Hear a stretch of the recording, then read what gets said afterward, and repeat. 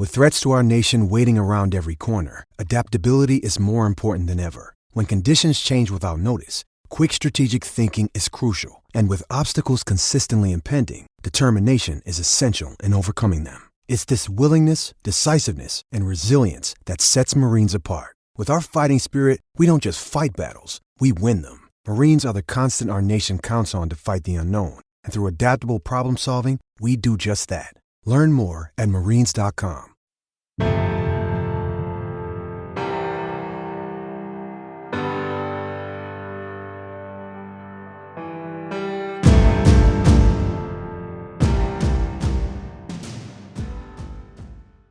And your offensive coordinator and defensive coordinator are going to be demanding personnel. And if the head coach does it enough, you're going to look up one day and you're going to be covering with 8 sophomores and 2 freshmen, and you're about to get your ass in trouble. In the late season, coaching and managing special teams, you face challenges different than earlier parts of the year. In this episode, we hear 3 special teams coaches share important considerations for managing special teams during the last weeks of the regular season and into the playoffs. These considerations include personnel management, practice workload, and maintaining positive morale and atmosphere within the team. By carefully addressing these aspects, you can optimize your team's performance and increase the chances of success in late season games. We are joined by retired NFL coach and founder of First Down Playbook, Charlie Coiner, who gives insight on personnel management, retired 2-time NFL Special Teams Coach of the Year, Bobby April, who focuses on workload and weather considerations, and Fresno State Special Teams Coach Brett Arkelian, who shares his insight on keeping the specialists energized and working to their full potential. What you see on tape is a direct reflection of what you teach and how you teach. Video is important, but if you don't teach well, you're not going to like what you see on your video. First Down Playbook has been helping coaches teach better for 13 years. It allows you to present installs, playbooks, and practice cards in half the time with NFL quality. Coaching tools like video pairing, a player app, practice schedules, and wristband sheets have made First Down Playbook a program management system with everything in one place. If you're in a position of leadership with your football program, receive a free 1-week look at First Down Playbook. Call them at 512-814-6158 or visit them on their website or social media. Mention Coach and Coordinator Podcast or use the coupon code COACH24 to receive a $100 discount off the normal $700 First Down Playbook team membership price. Links and the phone number are in the show notes. As coaches, we know that some of the biggest hurdles to our team's success can come from off the field. Your team needs support to tackle the endless list of expenses, uniforms, training equipment, travel, and more. But raising that money can feel like a full-time job.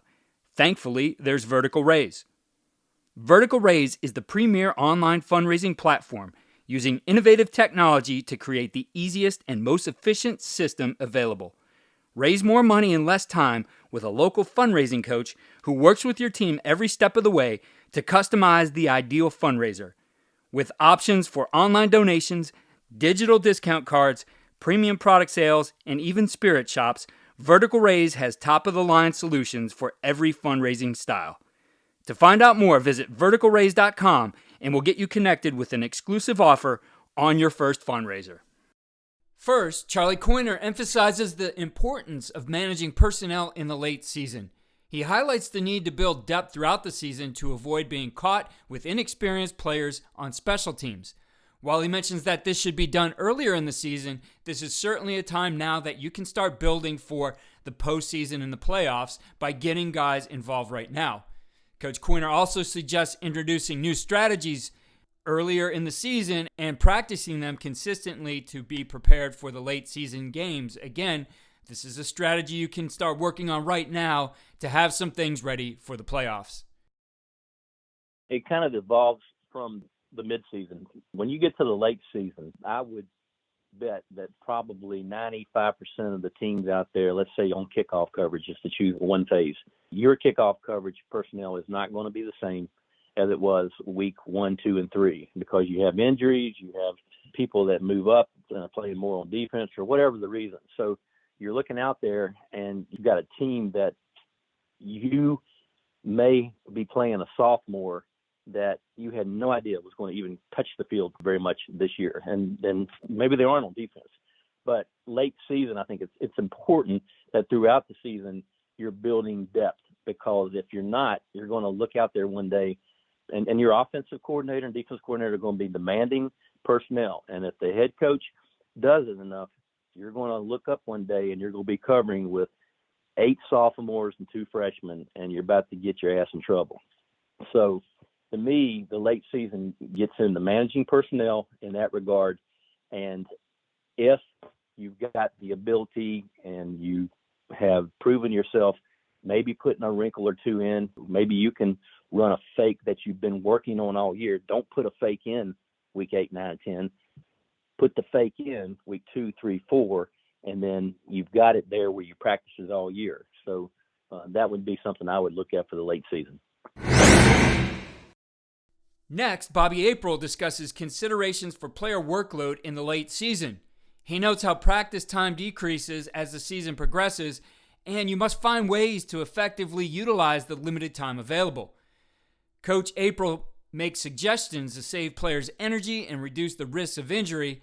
Additionally, he mentions the impact weather conditions can have on game planning and how you must adjust your strategies accordingly. I think as time went on, and this may be a contradiction, but as time went on, the earlier parts of the season, we were getting less and less practice time in terms of running. You know, when I first came into the league, and when I'm talking about, you know, from 1991 to 2016, that things changed a lot. You know, we used to go out there. I was just talking to Harper LaBelle, who was my long snapper yesterday in Atlanta in 1991, 2, and 3. You know, we used to go out. We had 8 weeks of training camp, I believe.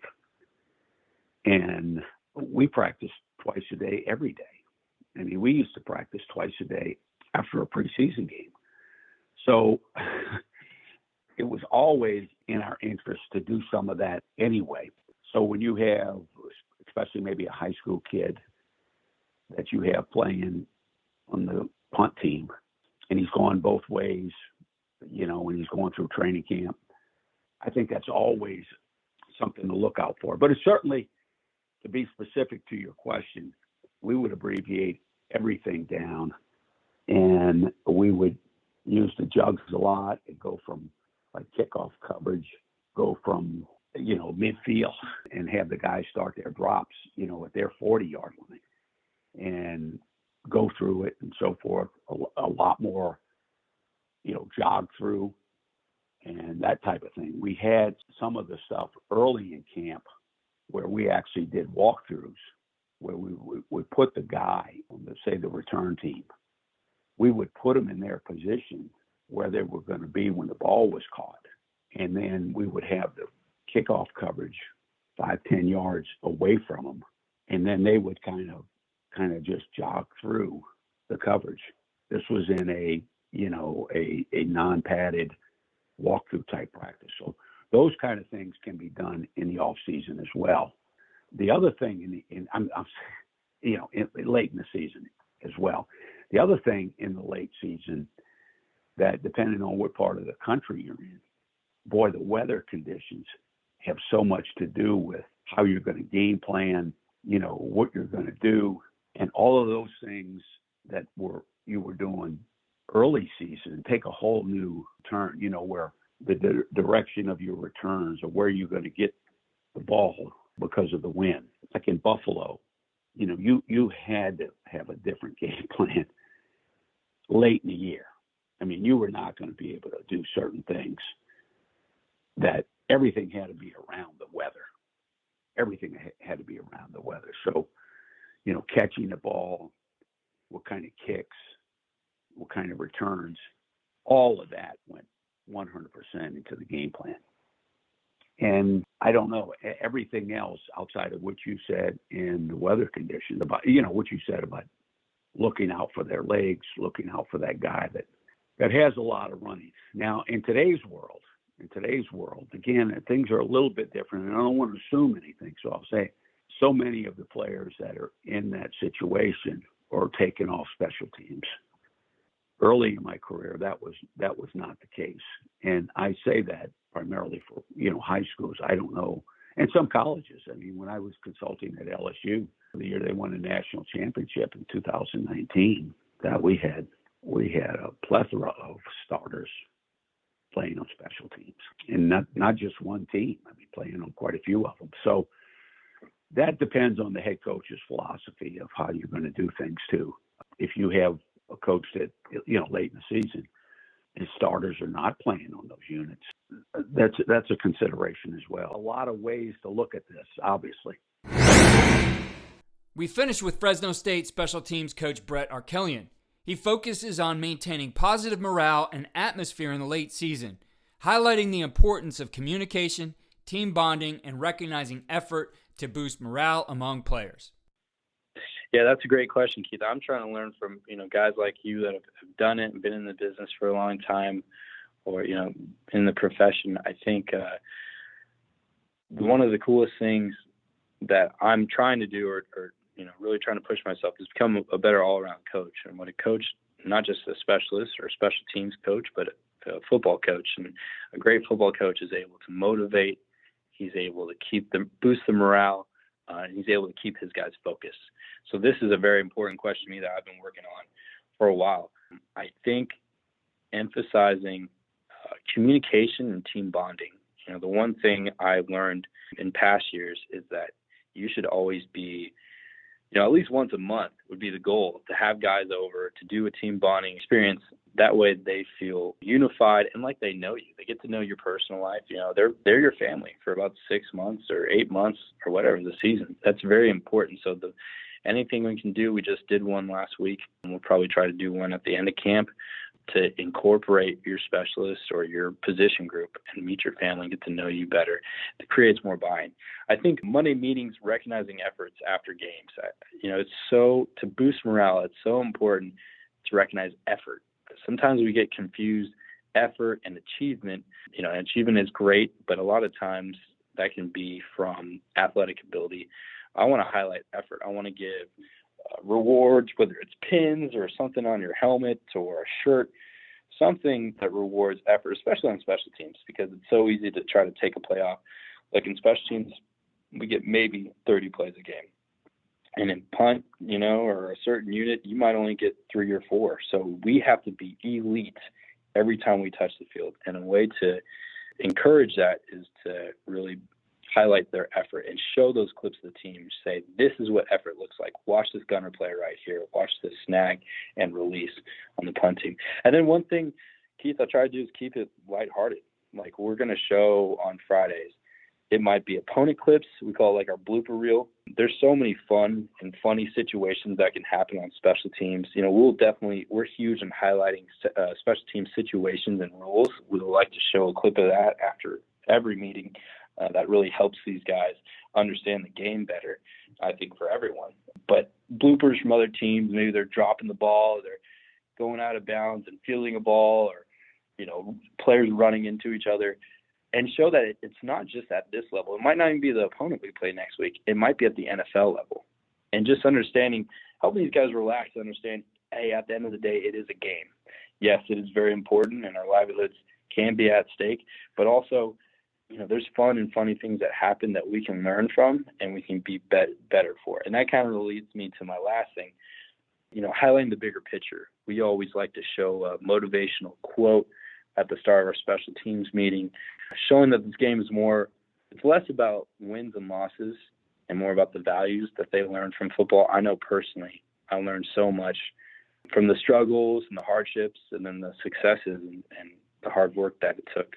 Personally, I believe it's the best game in the world, and I know you do too, and all the great stuff you do for the game with this podcast and coaching, I think is awesome. But I think it's so instrumental to show these guys that, hey, it's more than just this game. There's a lot of values you're going to get from this. And then what, too, we like to do is, even with my specialists, in meetings, we'll do a song recognition game, and we'll keep a tally all season. We'll play 10 seconds of a song, and they got to tell me what the song is, or, a concentration game, especially for specialists. We want intense concentration for the full 10 seconds of a play, and that's it. So we'll play, Sudoku or some type of, word game or app where they're working. It's a game, but it's also benefiting them in their play on the field. So really trying to create a unified team, and one that understands that it's more than just a game, I think is really beneficial. It helps the team out a lot.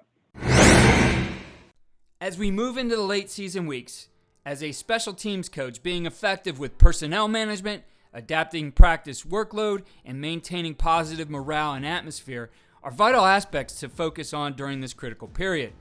By addressing these considerations, you can optimize your team's performance, increasing your chances of success, and creating a cohesive and motivated team poised for victory. Be sure to go to coachingcoordinator.com to see the catalog of season episodes with a wealth of ideas shared by coaches from every level, and sign up for a weekly tip sheet which runs down the best ideas of each week.